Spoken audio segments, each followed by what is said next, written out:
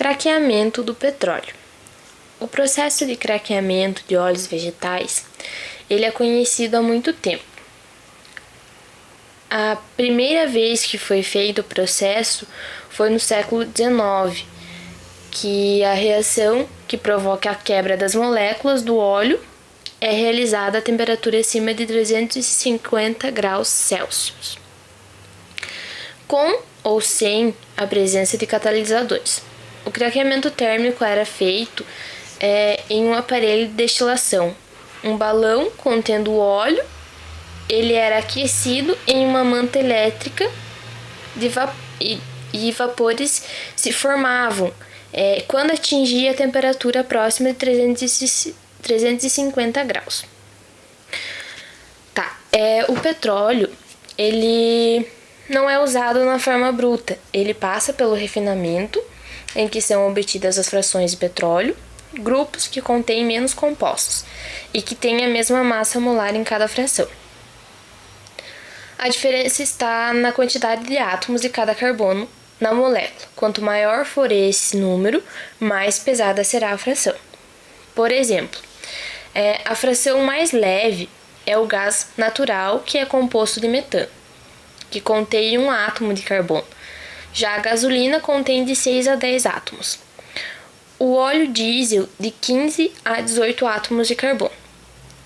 Visto que a diferença está só no tamanho das moléculas, surgiu um outro processo químico, com alguns resíduos do petróleo que restavam são submetidas.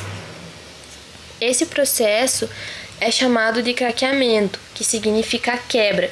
Então, é isso que ocorre no processo que é feito. Ocorre a quebra de moléculas longas de hidrocarbonetos para a formação de cadeias menores. Por exemplo, a fração de querosene é formada por moléculas com 10 a 16 átomos. Com o C12H26, é uma molécula longa que pode passar pelo craqueamento e ser transformadas em menores, como o C8H18, que compõe a gasolina.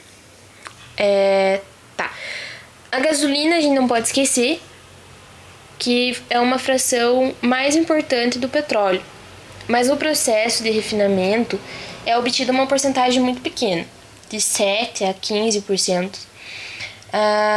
Mas o craqueamento soluciona esse problema, porque ele aumenta a quantidade de gasolina produzida de 20 a 50%.